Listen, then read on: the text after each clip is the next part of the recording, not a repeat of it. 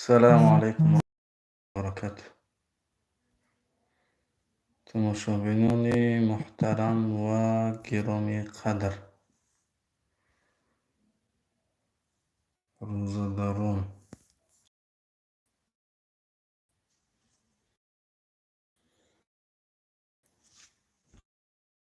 انشاءالله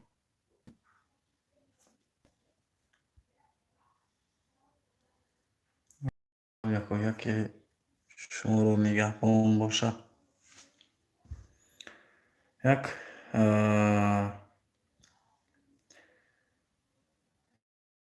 یک برادر میپرسد در مورد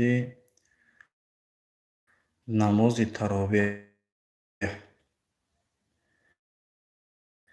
در مورد نماز تراویح میپرسد که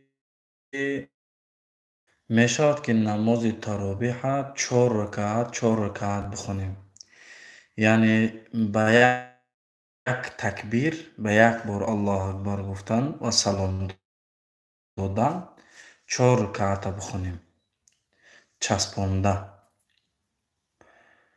خب میشود خوانده، برای که نماز تراویح میشود خوانده شد. 2 رکعت میخوند رسول الله سلام چی غیر رمضان 2 رکعت میخوندن، یعنی همین نفلای شب، یعنی که نماز تراویح بگیم که نماز قیام اللیل یا تهجد باشه، فرق نداره، 2 رکعت میخوندن. و علیکم السلام و رحمة الله و برکاته. خوش آمده برادر عزیز. 5 نفر ما یک تا لایک نیست، یک لایک نیسته.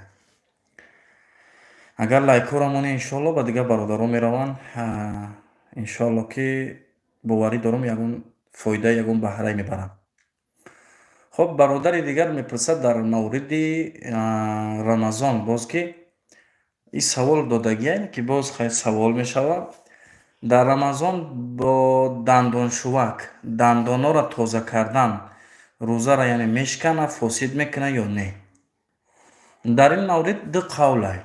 یکم قولش اینه که درست نیست، روزه را فاسد میکنه. خب دویم قول اینه که فاسد نمیکنه. کسی که میگه فاسد نمیکنه به دلیل این که مسواک هم در رمضان درسته، مزه داره، دندان شوک هم مزه داره. برای همین همون کسانی که میگن مثال فاسد نمیکنه به همین دلیل میگن فاسد نمیشه، برای اینکه قرط نمیکنه، یعنی دندان میشه و میپرتوی. مثال و علیکم السلام و رحمة الله و برکاته. بله لایک ابجی قینه کردین، احساس که لایک ابجی قین 7 آدم من 4 تا لایک. خب یک با برادر دیگر در مورد رمضان میپرسه. خب این سوالا شدگیان، باز هم خیلی برادرای هستن که میپرسن. برادر همین فطر روزه یعنی معنایش که روزه از روزهای ماه رمضان به اشتباه راه داده باشی از لا قوة الا بالله. مثل که در نمازهای فرضی ما سنت میخونیم، همون سنت ها کمبودی های فرضا را پر میکنه. یعنی روز قیامت وقتی در فرضهای ما کمبودی میشود، از همون سنت ها گرفته در فرضهای ما پیوند کرده میشود و یعنی جای خالگی پر میشود. همینطور در زکات یعنی فطر روزه کمبودی روزه را پر میکنه، زکات مال کمبودی مال را پر میکنه. یعنی در مال تو شاید در جای اشتباه شده باشه، شاید در جایی که مثال کمبودی باشه در مالت، همون زکات که وقتی میتی چیز میکنی، کمبودی را پر میکنی. خب یک برادر دیگه باز در مورد رمضان میپرسه، که از جسد انسان اگر خون بیاید، مقصد یا ای دهن باشه یا که از تنه باشه، اگر خون بیاید در او حالت چی خیل میشود؟ یعنی روزه ما فاسد میشود یا نه؟ با برآمدن خون روزه فاسد نمیشود برادران عزیز. با برآمدن خون روزه فاسد نمیشود. خب یک برادر دیگه باز در مورد رمضان پرسیده است، میگه که با سلام کردن یا اینکه سخن کردن با زنها روزه فاسد می شود یا نه؟ روزه فاسد نمی شود، ولی در روزه کمبودی می آید.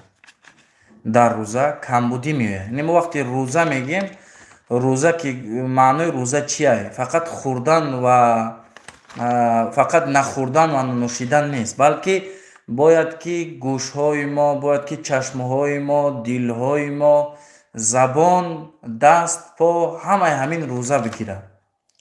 همه همین روزه بگیره. یعنی معامله با دست، یعنی با بیگانه، با زبان حقارت سخنهای بد، با چشم نگاه کردن به نامحرم و مثال دیگر کارها در رمضان کرده نشود. برای همین در روزه کمبودی میاد.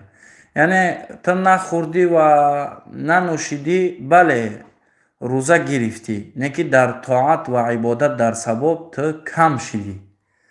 در طاعت در عبادت تو کمبودی پیدا کردی. باز یک برادر دیگه پرسید که در ماه شریف رمضان تراویح نخونیم روزه میشود؟ روزه میشود، نه که کمبودی میشود. برای چی؟ برای اینکه تراویح، نماز تراویح یک جزء یا اینکه یک قسمت ماه شریف رمضان است. وقتی ماه شریف رمضان میگیم، یعنی با آدم دو چیز در کلش میاد: روزه گرفتن و تراویح خواندن. روزه گرفتن و تراویح خواندن. من بارها گفتم که اگر شخصی که کار میکنه یا اینکه زنی که مهنت میکنه بسیار خسته میشه و مانده میشه، علی الاقل 8 رکعت بخونه. علی الاقل 8 رکعت بخونه و در آخر ویتر واجب بخونه. یعنی خچه از این ثواب بزرگ محروم نکنه. سلام علیکم رحمة الله و برکاته. اکی دانش در برای زکات مال یک ویدیوی مخصوص با معلومات پورا نشر میکردید اگر امکانیت باشد انشاءالله. انشاءالله تعالی در این مورد، در این باره چیز میکنیم، با معلومات پورا زکات مال، از پول چند قیمتی، از مال چند قیمتی، یعنی نه مقصد من از گاو و گوسفند چقدر میتی، از کدوم گاو و گوسفند میتی، از کدوم گاو و گوسفند میتی، از زراعت چند قیمتی، یعنی از گندم و برنج و زمینداری چقدر میتی. انشاءالله تعالی خدا خواهد ما نصیب باشه اگر انشاءالله ما یک ویدیو میکنیم. سلامت باشیم.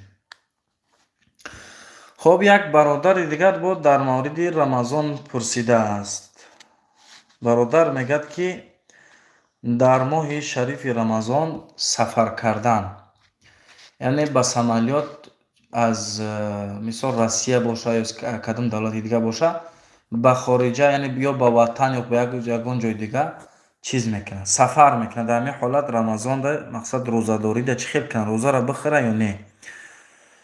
خب در حالت روزه را میخره و خوبه روزه را بخره، یعنی حتی که ثواب میگیره برای روزه خوردنش، که روزه گرفتن نمیتونه، خچه در سختی گرفتار نمیکنه در او حالت. نه که در حالتی که بس عملیات سفر میکنه و هیچ ماندگی و خستگی را حس نمیکنه، در او حالت روزش نخره، برای اینکه رمضان در سال یک مرتبه میاد. اگر مثل گذشته در بالای شتر و اسب خود سفر کنه، در او حالت روزش میخره، برای اینکه الله متعال اجازه دادگیه برای روزه نگرفتن، اجازه دادگیه و نباید که برای عبادت انسان خچه به یعنی هلاک برسونه. چطوری که الله متعال فرمودن در قرآن: اعوذ بالله من الشیطان الرجیم ولا تلقوا بانفسکم الى التهلکه، خودتان به هلاک نه اندازید. برای همین عبادت یا اینکه دین اسلام برای ما آسانی میاره. الدین یسر ولیس عسر. دین اسلام آسانی است، سختی نیست. برادر فطر روزه وقت دارد؟ این خیر هست به فکرم. خیر وقت ندارد.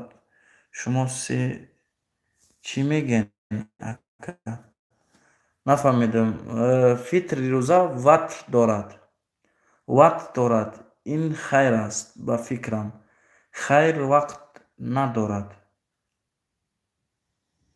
نفهم. وقت دارد. فهمو. فطر روزه وقت دارد. بله برادر عزیز، برای اینکه اسلام ما ترتیبه. اسلام ترتیبه. فطر روزه ما گفتم که در همون عبادت رمضانی داخل می شود. اویی که همه وقت ما میکنیم وای صدقه حساب میخوره. صدقه فرق نداره که کدوم وقتی که میکنی. صدقه حتی به یک لبخند صدقه میکنی، به یک خرما صدقه میکنی، به نیم خرما صدقه میکنی، قطره آب صدقه میکنی. نه که فطر روزه ترتیب داره، یعنی باید ما چی قدر بتیم، کدام وقت بتیم. این ترتیبه. اسلام ترتیبه. یعنی وقتی که مسلمان خودش مسلمان میگه مثال، باید که ترتیب رعایه کنه. ترتیب رعایه کرد در عمر و در مال و فرزندش برکت میشود. وقتش کی تو کی هست. وقتش برادر عزیز از یکم روز رمضان تا اخیران روز رمضان است، یعنی تا روز عید. وقتی که نماز عید خواندن دیگر فطر روزه قبول نمی شود. دیگر اون فطر روزه نیست، بلکه اون چیه؟ صدقه حساب میخوره. برای همین برای خیر، کاری خیر دویدنی کنی، یعنی پیش کار کنی. و سابقوا فی الخیرات، و سابقوا فی الخیرات، در کاری خیر مسابقه کنی. و فی ذلک فلیتنافس المتنافسون، یعنی در کار خیر آدما چه کار میکنن؟ مسابقه میکنن. چطوری که عمر رضی الله عنه با ابوبکر رضی الله عنه در دادن صدقات چه کرد؟ مسابقه کرد. برای همین سراسیمه شدن در کردن در این حالت.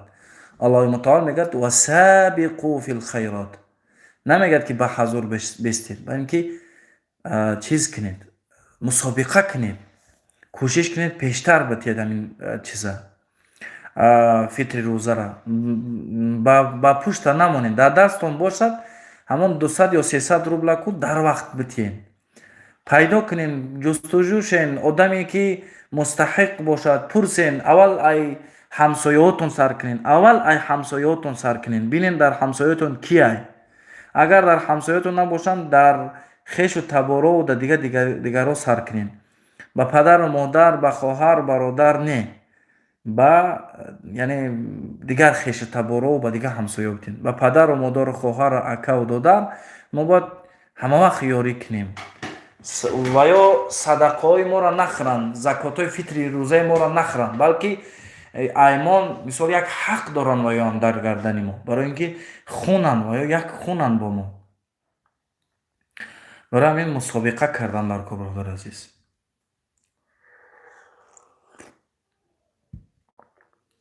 اگر زیاد از او مقدار باشد گناه نیست برادر. اگر زیاد از او مقدار باشد نه، هیچی گناه نداره برادر عزیز. تو مثال این خیلی ده زکات فطر میتی، اگر زایتی دادی او ایخدته، زلال نمیکنه. مثلا مثال نماز نفل، مثال نماز تراویح، بعضی ها 20 رکعت میخونن، بعضیش 22 رکعت میخونن، بعضی قوت داره 30 رکعت میخونن، 40 رکعت میخونن، سراسی منه ساز میخونن مثال. وای ضرر نمیکنه، برای اینکه وای اعمال خچه جمع میکنه.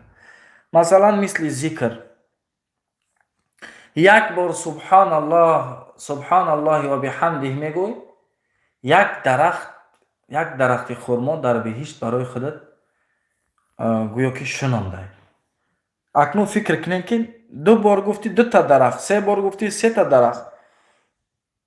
اگر هر روز 100 باری گفتی، پریساید که هر روز 100 تا درخت چکار میکنی؟ در بهشت برای خودت میشنانی. همین زکات هم همین خیلی. خب کوشش میکنیم مثال زکات بتین. اگر زایتی باشه انشاءالله که ضرر میکنه. یک آدم مستحق، یک آدمی که محتاجه، اگر یاری کنین شما فکر کنین که اگر وای خوشحال شود الله متعال چقدر از ما خوشحال می شود. الله متعال هم از ما زیاد خوشحال می شود. برای اینکه آدمی محتاج در امتحان گرفتاره، آدمی که مثال در دستش پول داره او هم در امتحان گرفتاره. آدمی محتاج در امتحان گرفتار شده است که الله متعال می سنجد که صبر میکند همین انسان یا نه، شکر میکند یا نه. آدمی که محتاج نیست، یعنی معاش میگیره، پول داره، الله متعال اینم در امتحان گرفتار کرده است.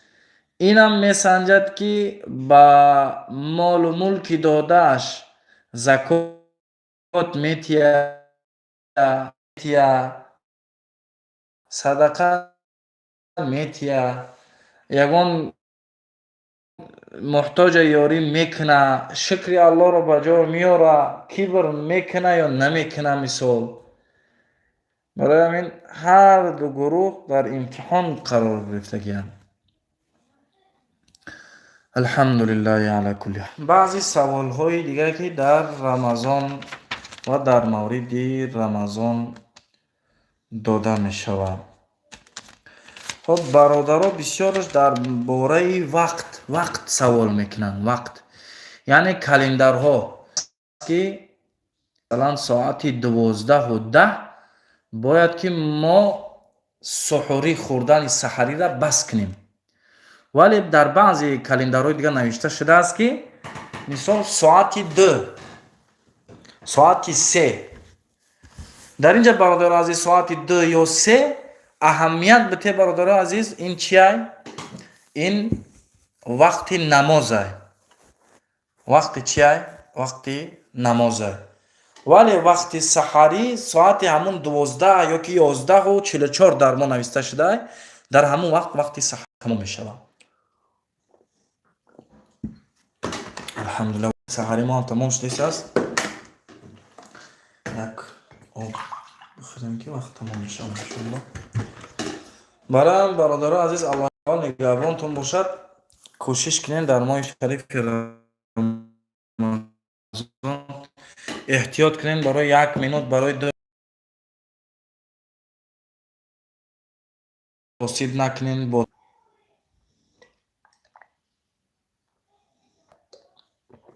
الحمدلله رب العالمین. الحمدلله علی کل حال. برادران عزیز الله متعال یک و یکی ما را نگهدار باشد. بیاید یک جایگی در این روزای مبارک دعا میکنیم.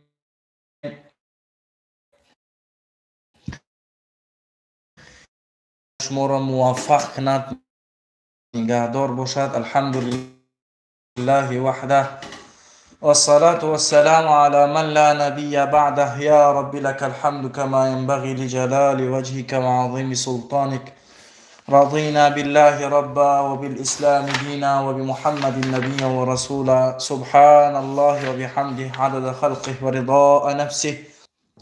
اللهم إنك عفو كريم تحب العفو فاعف عنا. بيننا وبين خطايانا كما باعدت بين المشرق والمغرب. اللهم اغسل قلوبنا بالماء البرد والثلج. اللهم ربنا لا تدع لنا في هذا اليوم ذنبا إلا غفرته، ولا هما إلا فرجته، ولا دينا إلا قضيته، ولا مريضا إلا شفيته، ولا ظالما إلا قهرته، ولا مظلوما إلا نصرته، ولا طالب علم إلا نجحته ووفقته يا أرحم الراحمين. اللهم أصلح لنا ديننا الذي هو عصمة أمرنا، وأصلح لنا دنيانا التي فيها معاشنا، وأصلح لنا آخرتنا التي فيها معادنا، واجعل الحياة زيادة لنا في كل خير، واجعل الموت راحة لنا من كل شر. اللهم اجعل خير عمرنا آخرة، وخير عملنا خواتمه، وخير أيامنا يوم نلقاك فيه. اللهم إنا نسألك عيشة هنية وميتة سوية ومردا غير مخز ولا فاضح. اللهم إنا نسألك خير المسألة وخير الدعاء وخير النجاح وخير العلم وخير العمل وخير الثواب وخير الحياة وخير الممات وثبتنا وثقل موازيننا وحقق إيماننا وارفع درجاتنا وتقبل صلاتنا واغفر خطيئاتنا، ونسألك العلا من الجنان يا أرحم الراحمين. اللهم إنا نسألك موجبات رحمتك وعزائم مغفرتك والسلامة من كل إثم والغنيمة من كل بر والفوز بالجنة والنجاة من النار. اللهم أحسن عاقبتنا في الأمور كلها وأجرنا. اللهم اقسم لنا من خشيتك ما تحول به ومن اليقين ما تهون به علينا مصائب الدنيا، ومتعنا اللهم بأسماعنا وأبصارنا وقواتنا ما أحييتنا، واجعله الوارث منا، واجعل ثأرنا على من ظلمنا، ولا تجعل الدنيا أكبر همنا ولا مبلغ علمنا، ولا تسلط علينا من لا يرحمنا. ربنا آتنا في الدنيا حسنة وفي الآخرة حسنة وقنا عذاب النار. وصل اللهم تعالى على خير خلق محمد وعلى آله وصحبه أجمعين، والحمد لله رب العالمين. وقتش کی تو کی. خوب سلامت باشی برادر عزیز. الله متعال نگهبان تو باشد. السلام علیکم و رحمت الله و برکاته.